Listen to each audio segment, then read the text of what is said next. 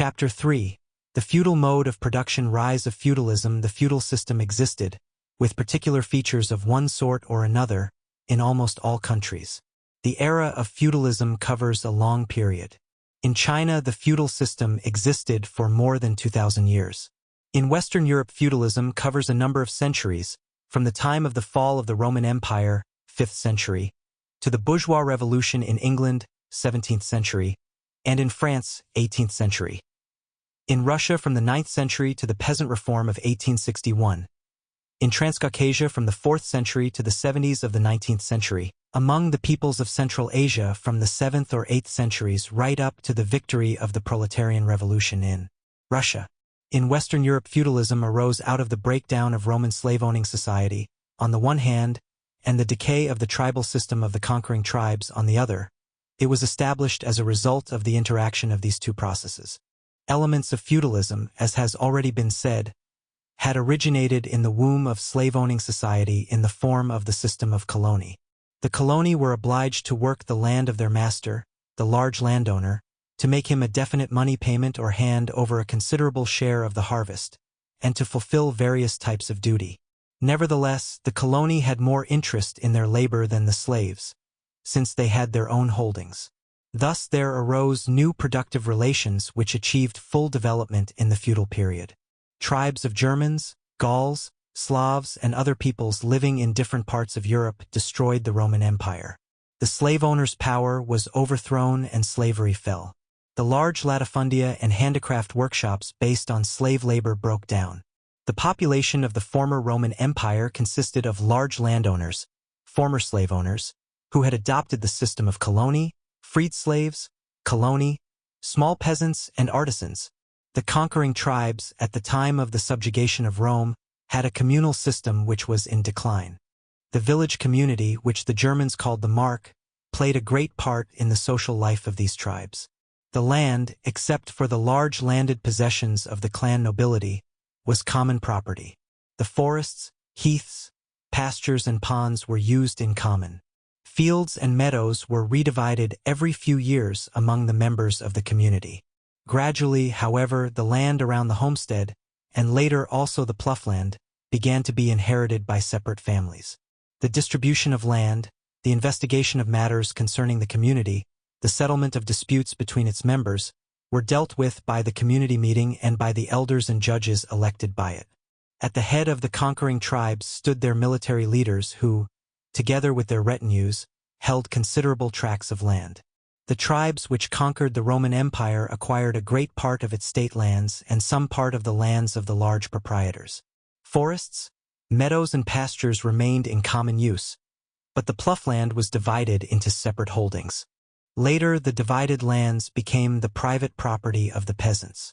Thus, a broad stratum of independent small peasantry was formed. The peasants, however, were unable to preserve their independence for long. Property inequality between different members of the village community inevitably developed on the basis of private ownership of land and other means of production. Well-to-do and poor families appeared among the peasants. With the growth of property inequality, members of the community who had grown rich began to acquire power over the community. The land was more and more concentrated in the hands of the rich families, the clan aristocracy, and military leaders. The peasants fell into personal dependence on the large landowners.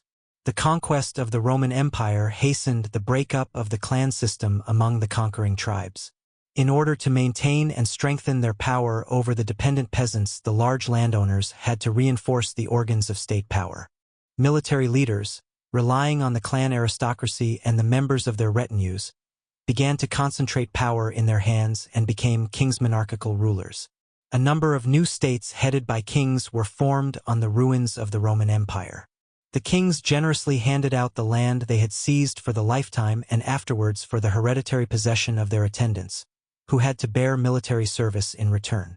The church, which served as an important support for the royal power, received much land. The land was worked by peasants who now had to fulfill a number of duties for their new masters.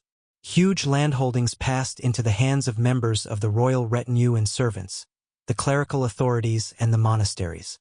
The lands distributed on such conditions were called feuds, fiefs.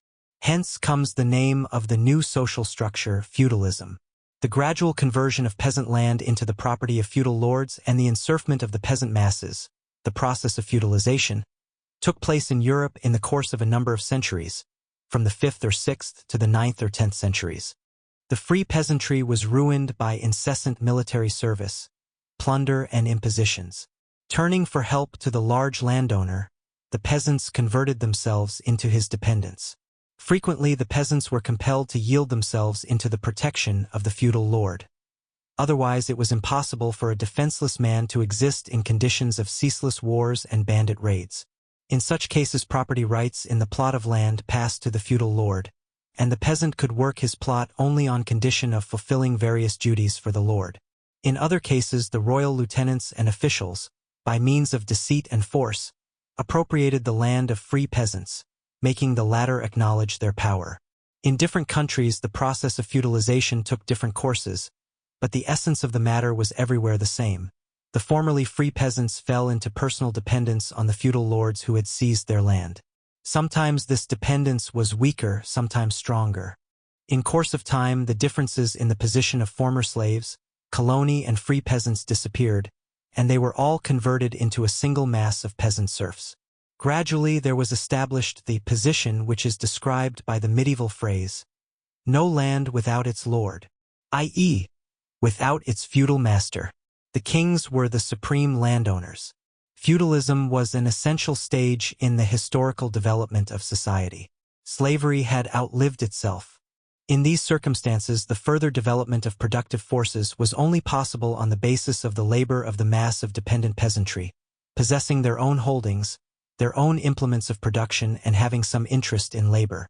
As the history of mankind testifies, however, it is not obligatory that every people should pass through all stages of social development.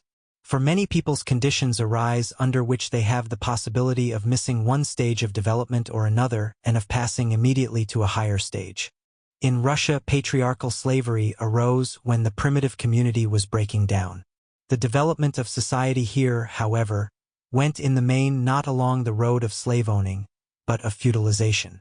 The Slavonic tribes, even when the clan system was predominant among them, beginning from the 3rd century AD, attacked the Roman slave-owning empire, struggled to free the towns of the northern Black Sea coast which were in its power, and played a great part in the overthrow of the slave-owning system. The transition from the primitive community to feudalism took place in Russia at a time when the slave-owning system had long since fallen in the countries of Western Europe, and when feudal relations had been stabilized there. The village community among the Eastern Slavs was called verv or mir. The community had meadows, forests, and ponds in common use, but the plough land began to pass into the possession of separate families. An elder was at the head of the community. The development of private landowning led to the gradual breakdown of the village communities. The elders and tribal princes seized the land. The peasants, smurds, were at first free members of the community, but later fell into dependence on the large landowners, boyars. The church became the largest feudal owner. Grants by the princes, endowments, and legacies made it the possessor of broad lands and the richest estates of those times.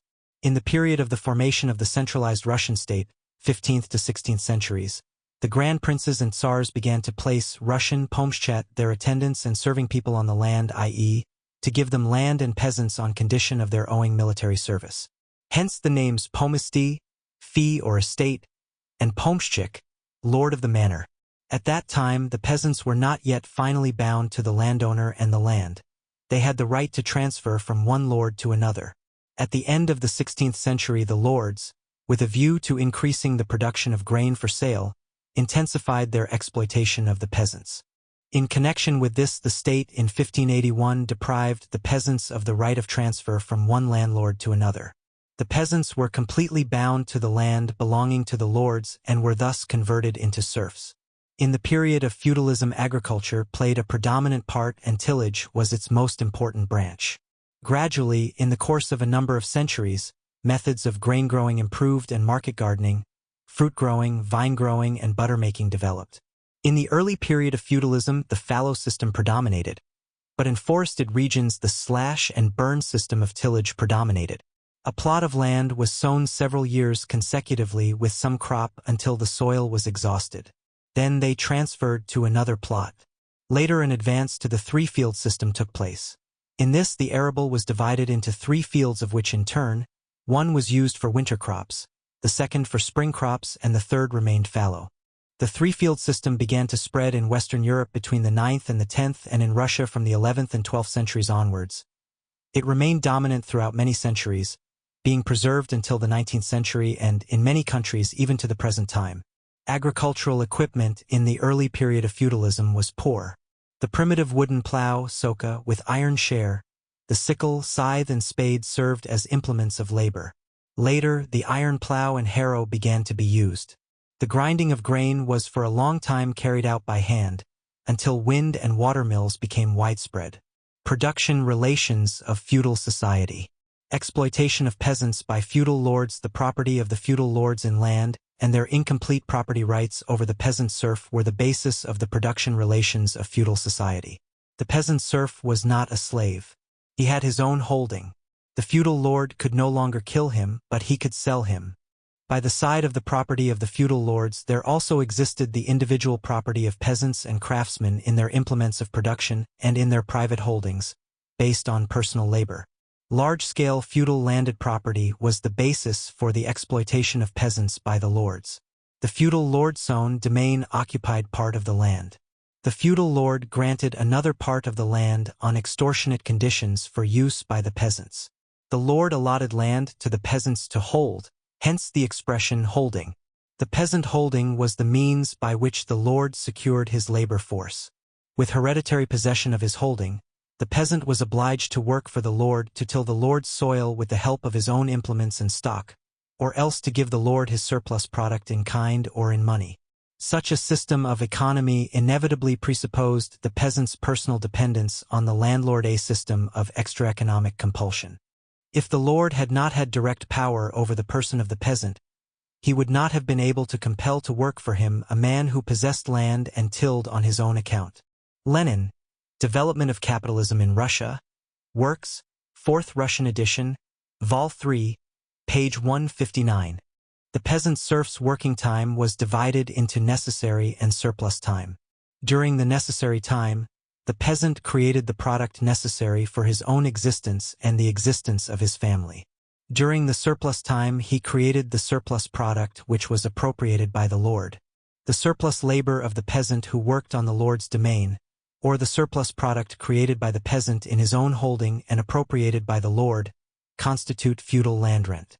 Feudal rent frequently swallowed up not only the peasant's surplus labor, but also part of his necessary labor.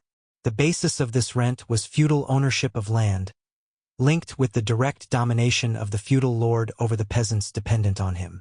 Under feudalism there existed 3 forms of land rent: labor rent, rent in kind, and money rent. In all these forms of rent, the exploitation of the peasants by the landlords stood out in unconcealed form. Labor rent, or weak work, barshchina, predominated in the early stages of feudalism's development.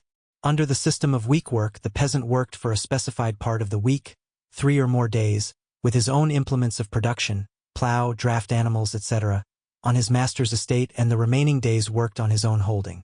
Thus, by weak work, the necessary and surplus labor of the peasant were clearly distinguished in time and space. The sphere covered by weak work was exceedingly broad. The peasant plowed, sowed and gathered the harvest, pastured cattle, worked as a carpenter, chopped timber for the lord, and carted agricultural produce and building materials using his own horse. Under the weak work system, the peasant serf was interested in raising the productivity of labor only while working on his own holding. When working on the lord's land, the peasant had no such interest. The feudal lord kept overseers who compelled the peasants to work. In the course of further development, labor rent was replaced by rent in kind, or quit rent paid in produce. Under this system, the peasant was obliged to deliver regularly to the lord a definite quantity of grain, cattle, poultry, and other agricultural produce. Most frequently, the quit rent was combined with remnants of weak work duties, i.e., with the peasant's work on the lord's domain. With rent in kind, the peasant expended the whole of his labor, both necessary and surplus, according to his own discretion. Necessary and surplus labor were no longer divided as clearly as with labor rent. Here the peasant became relatively more independent. This created a certain stimulus to further raising the productivity of labor. At a later stage of feudalism, when exchange had become comparatively widespread, money rent arose or quit rent in money. Money rent is characteristic of the period of the breakdown of feudalism and the appearance of capitalist relations.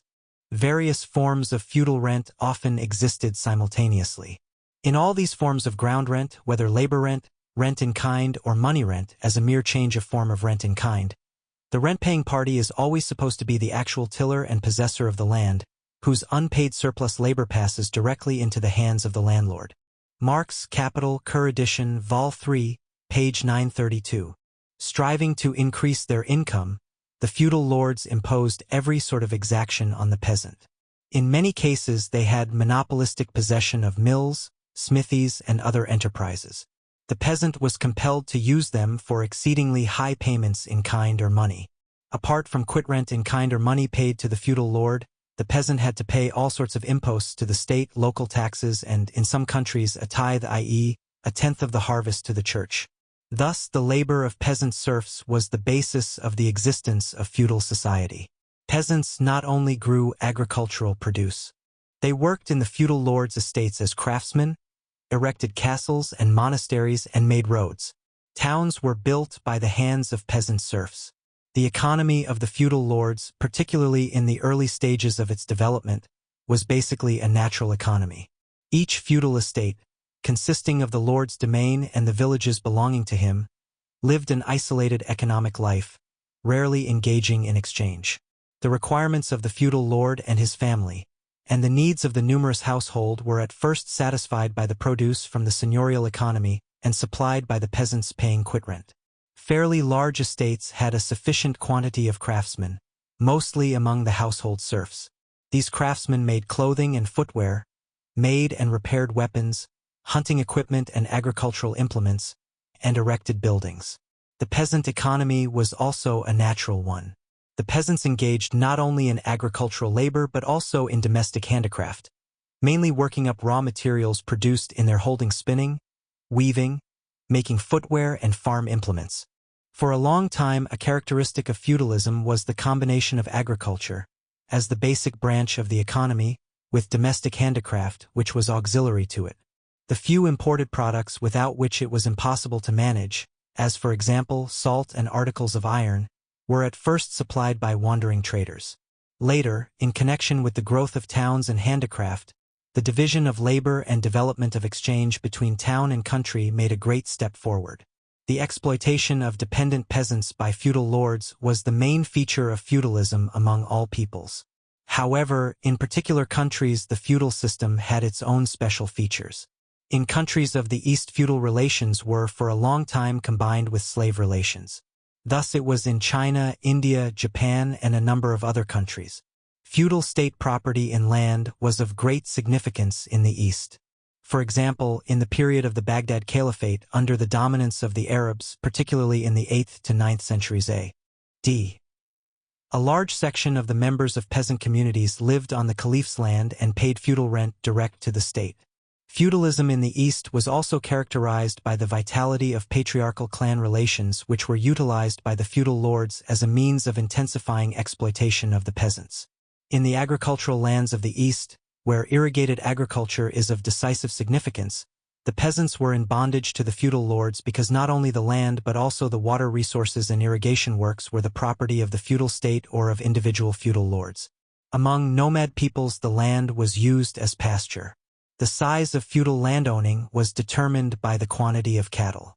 The large cattle-owning feudalists were, in fact, large-scale owners of pasture. They held the peasantry in dependence and exploited them.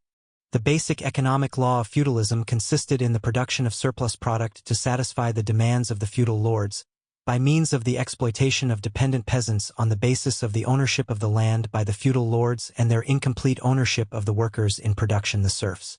The medieval town, craft guilds, merchant guilds towns had already arisen under the slave-owning system.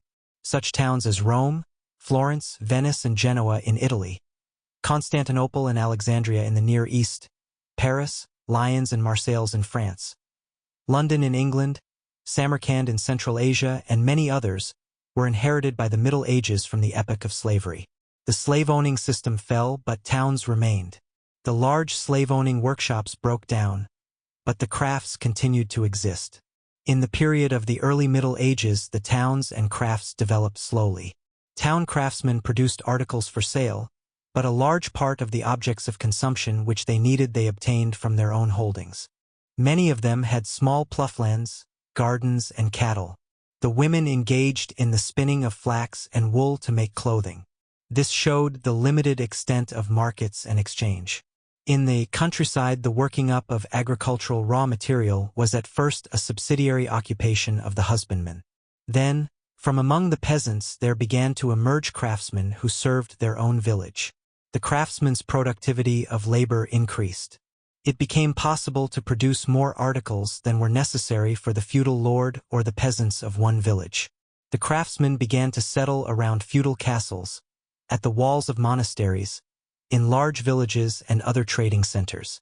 Thus, gradually, usually on the waterways, new towns arose in Russia, for example, Kiev, Pskov, Novgorod, Vladimir. In the course of time, crafts became a more and more profitable business. The skill of the craftsman was perfected. The feudal lord began to buy the product of handicraft from the townsman. He was no longer satisfied with the work of his own serfs. The more developed crafts were finally isolated from agriculture. The towns which had arisen on the lands of lay and clerical feudal lords were subject to their authority. Townsmen owed a number of duties to the feudal lord, paid him quitrent in kind or money, and were subject to his administration and court. The town population very soon began the struggle for freedom from feudal dependence. Partly by force, partly by means of purchase, the towns obtained for themselves the right of self-administration, holding courts, minting coinage, and collecting taxes. The town population consisted mainly of craftsmen and traders. In many towns, serfs fleeing from their landlords found refuge. The town acted as the center of commodity production, as distinct from the countryside where natural economy prevailed. The growth of competition from the fugitive serfs who had crowded into the towns, the struggle against exploitation and oppression by the feudal lords, caused the craftsmen to unite into guilds. The guild system existed in the feudal period in almost all countries. Guilds arose in Byzantium and Italy in the 9th and 10th centuries, and later in the whole of Western Europe and Russia. In the countries of the East, Egypt, China, and in the towns of the Arab Caliphate, guilds arose even earlier than in the European countries. The guilds united the town craftsmen of one specific trade or several similar ones. Only the master craftsmen were full members of the guilds. The master craftsmen had a small number of journeymen and apprentices. The guilds carefully preserved the exclusive right of their members to engage in that craft and regulated the process of production.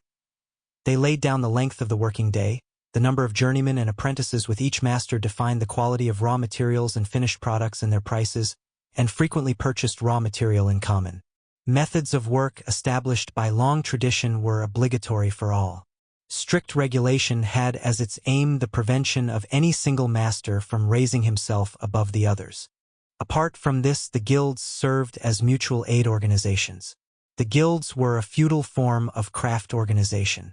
In the first period of their existence, they played a certain positive part in assisting the strengthening and development of urban crafts. However, with the growth of commodity production and the expansion of the market, the guilds gradually became a brake on the development of productive forces. The strict regulation of craft production by the guilds fettered the craftsman's initiative and hindered the development of technique. In order to limit competition, the guilds began to create all sorts of hindrances to those wishing to receive the rights of a master. For the apprentices and journeymen, whose numbers had considerably increased, the possibility of becoming independent masters had practically ceased. They were compelled to remain for their whole life in the position of hired wage workers. In these conditions, the relations between a master and his subordinates lost their former, more or less patriarchal character. The masters intensified the exploitation of their subordinates, making them work 14 to 16 hours a day for insignificant pay. The journeymen began to unite into secret brotherhoods to defend their interests. The guilds and town authorities persecuted the journeymen's brotherhoods in every way. The richest section of the town population were the merchants. Trading activity developed both in the towns surviving from the period of slavery and in the towns which arose under feudalism. The organization of guilds in the crafts found their counterpart in the organization of guilds in trade. Merchant guilds in the feudal period existed almost everywhere. In the East they are known from the 9th century, in Western Europe from the 9th or 10th century, and in Russia from the 12th century. The basic task of the merchant guilds was the struggle with competition from outside merchants, the regulation of weights and measures, the defense of merchants' rights from the infringements of the feudal lords. In the 9th to 10th centuries there already existed considerable trade between the countries of the East and Western Europe. Even Rus took an active part in this trade. The Crusades, 11th to 13th centuries, played a great part in the expansion of trade, opening the Near Eastern markets for Western European merchants. A flood of gold and silver from the East swept into Europe. Money began to appear in places where it had formerly not been used. The Italian towns, particularly Genoa and Venice, which carried the Crusaders to the East in their trading vessels and supplied them with provisions, took a direct part in the conquest of Eastern markets. For a long time, the Mediterranean ports were the main centers of the trade linking Western Europe with the East.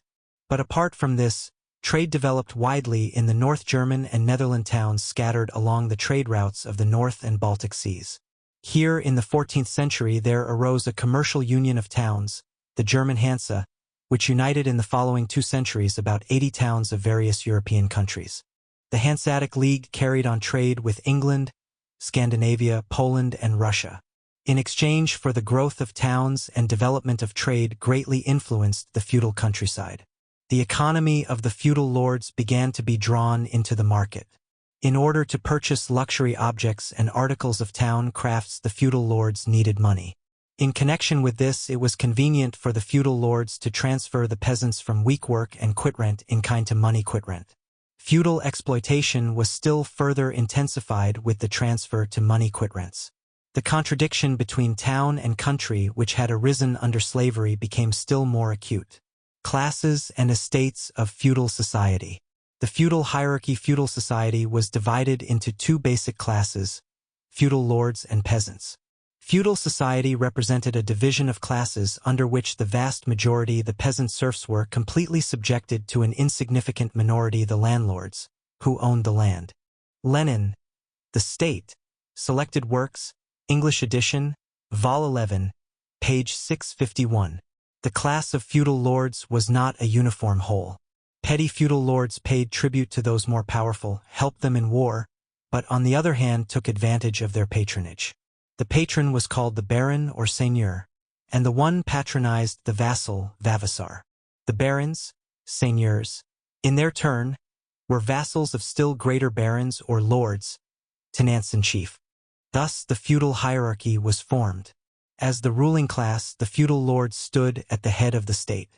They formed one estate, the baronage, nobility, lords. The lords held the honorable position of first estate and had wide political and economic privileges. The clergy, church, and monastic was also a very large landowner. It held extensive lands with a numerous dependent and serf population and was the ruling estate together with the nobles. The broad base of the feudal ladder was the peasantry. The peasants were subordinate to the landowner and were under the supreme power of the most powerful feudal lord, the king.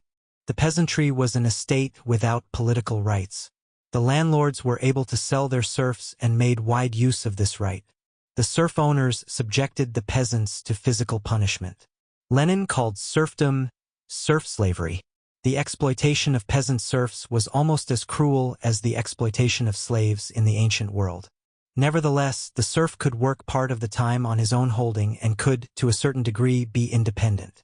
The contradiction between feudal lords and peasant serfs was the basic class contradiction of feudal society.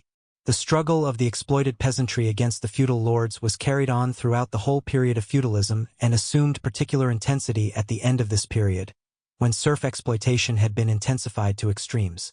In the towns freed from feudal dependence, power was in the hands of the rich townsmen, merchants, usurers, owners of town lands, and large house owners.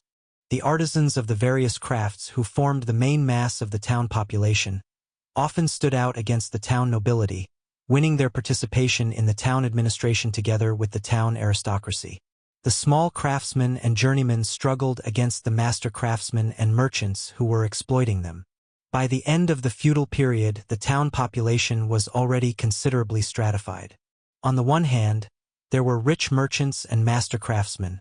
On the other, a broad mass of journeymen and apprentices, the town poor. The lower classes of the towns entered into the struggle against the united forces of the town nobility and feudal lords. This struggle fused into a single stream with the struggle of the peasant serfs against feudal exploitation. The kings, in Russia the grand princes and later the tsars, were considered the holders of supreme power. Beyond the boundaries of their own holdings, however, the significance of the king's power in the period of early feudalism was insignificant. Frequently this power remained nominal. The whole of Europe was divided into a multitude of large and small states. The large feudatories were complete masters of their own possessions. They issued laws, saw to their execution, held courts of justice, inflicted penalties, maintained their own forces, raided their neighbors, and did not always refrain from highway robbery. Many of them independently minted coinage. The smaller feudal lords also had exceedingly wide rights in respect of the people under their power. They tried to vie with the great lords. In the course of time, feudal relations created an exceedingly confused tangle of rights and obligations. Endless disputes and quarrels arose between the feudal lords. They were usually decided by force of arms in internecine wars. Development of the productive forces of feudal society. In the feudal period, a higher level of productive forces was achieved compared with the period of slavery. In the sphere of agriculture, the technique of production was improved. The iron plow and other iron implements of labor were used more extensively. New branches of cultivation arose. Vine growing, winemaking, and market gardening developed considerably. Livestock husbandry grew, and particularly horse breeding, which was linked with the feudal lord's military service. Buttermaking developed. Sheep breeding became widespread in a number of regions. Meadows and pastures were extended and improved. Gradually, the implements of labor of the craftsmen and methods of processing raw material were improved. Former crafts began to become specialized. Thus, for example, the blacksmith had formerly produced all metal articles. In the course of time, the crafts of the armorer, nailmaker, cutler, and locksmith separated from the trade of blacksmith, and the craft of the shoemaker and the saddlemaker were separated from the craft of the leatherworker. In the 16th to 17th centuries in Europe, the spinning wheel became widespread. In 1600, the ribbon loom was invented. The improvement of the smelting and working of iron was of decisive significance in perfecting the implements of labor. At first, iron was produced by an exceedingly primitive method. In the 14th century, the water wheel was first used to work bellows for the blast, and heavy hammers to crush the ore. With the increased draft in the furnaces, instead of a malleable mass, a molten mass, cast iron, was obtained. With the application of gunpowder in warfare and the appearance of firearms in the 14th century, much metal was required for cannon balls. From the beginning of the 15th century, they began to be cast from pig iron. More and more metal was needed for the production of agricultural and other implements. In the first half of the 15th century, the first blast furnaces appeared. The invention of the compass helped the further development of navigation and seafaring. The invention and spread of printing was of great significance. China had achieved a considerable development of its productive forces and culture by the 6th to 11th centuries, in many respects surpassing the Europe of that time. The Chinese were the first to invent the compass, gunpowder, writing paper, and a very simple form of printing. The development of the productive forces of feudal society more and more clashed with the narrow framework of feudal production relations. The peasantry, under the yoke of feudal exploitation, were in no condition to increase further the output of agricultural produce. The productivity of unfree peasant labor was exceedingly low. In the town, the growth of the craftsman's productivity of labor came up against the obstacles created by guild statutes and rules. The feudal system was characterized by the slow rate of development of production, by routine, and by the authority of tradition. The productive forces which had grown up in the framework of feudal society demanded new relations of production. The birth of capitalist production in the womb of the feudal system. The role of merchant capital in the feudal period commodity production gradually developed, town handicrafts expanded, and peasant economy was more and more drawn into exchange. Production by small craftsmen and peasants, based on private property and personal labor creating products for exchange, is called simple commodity production. As has already been said, a product made for exchange is a commodity. Different commodity producers expend on the production of the same commodities an unequal quantity of labor. This depends on the different conditions in which they have to work. Commodity producers possessing improved implements expend on the production of one and the same commodity less labor in comparison with other commodity producers.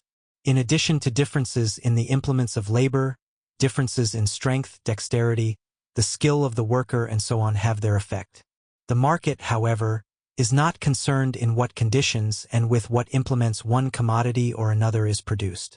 For identical commodities on the market, one and the same amount of money is paid independent of those individual conditions of labor in which they were produced. Therefore, commodity producers whose individual labor expenditure, because of worse conditions of production, are higher than average cover only part of these costs when selling their commodities and ultimately are ruined.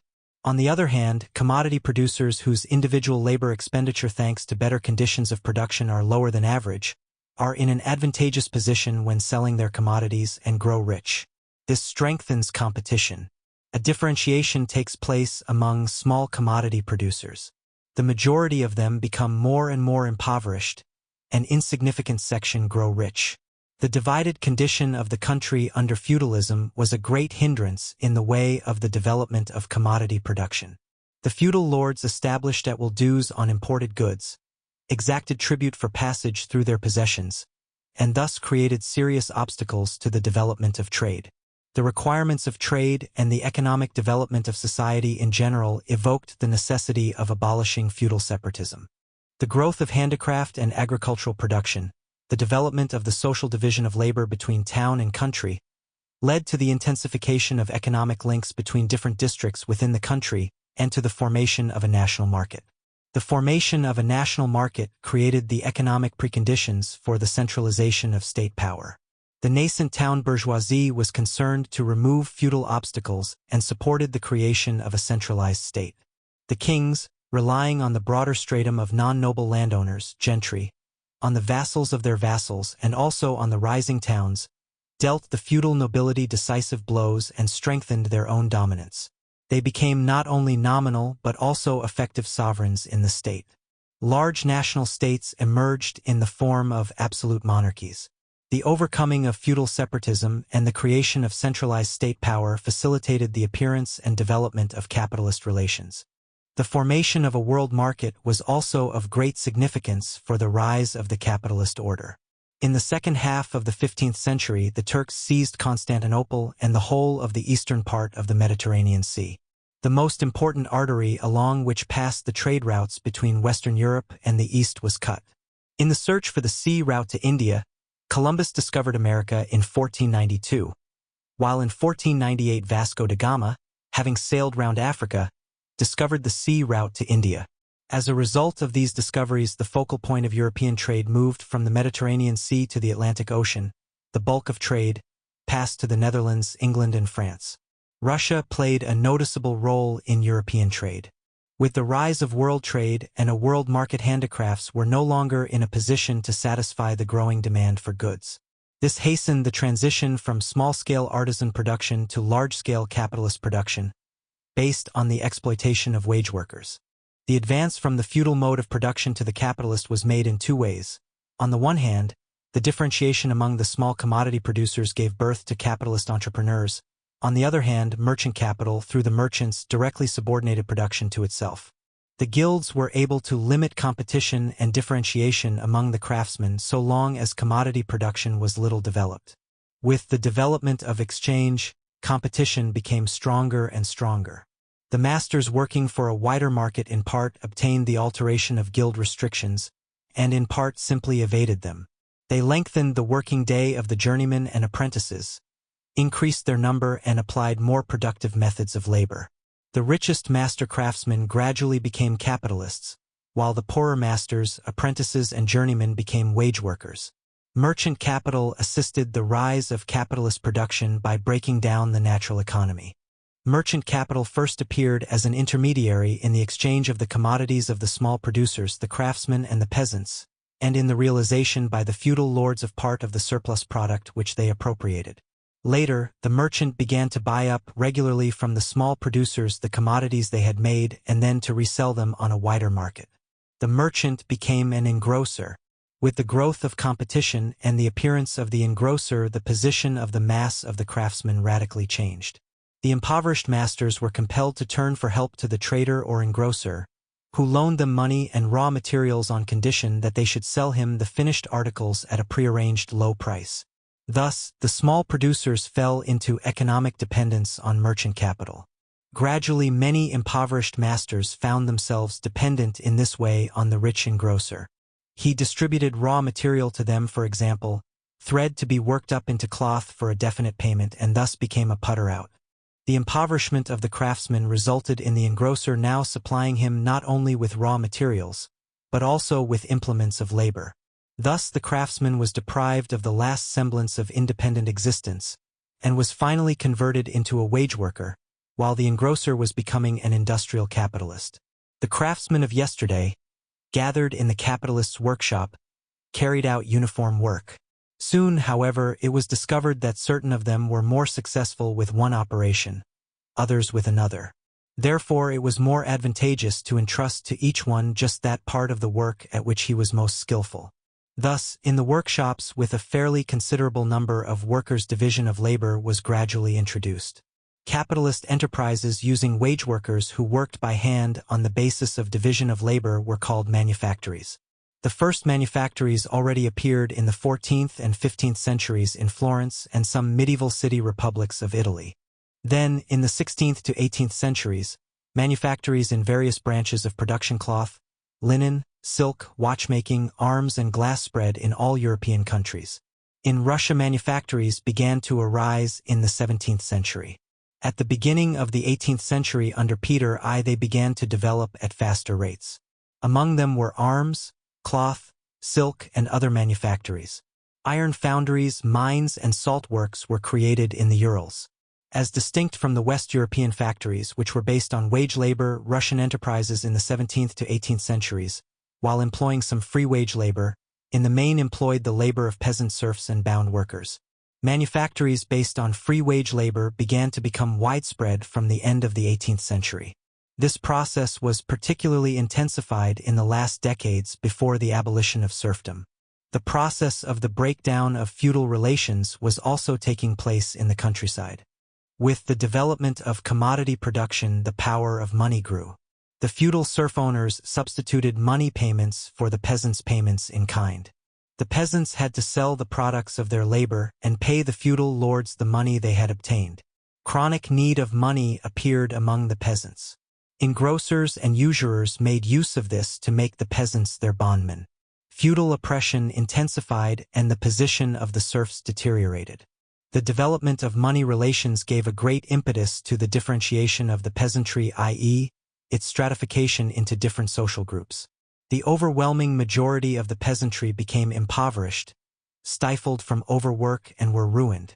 Side by side with this kulak, landgrabbers began to appear in the countryside, exploiting their fellow villagers by means of loans at extortionate rates and buying up from them agricultural produce, cattle, and farm equipment at ruinous prices. Thus, capitalist production came into existence in the womb of the feudal system.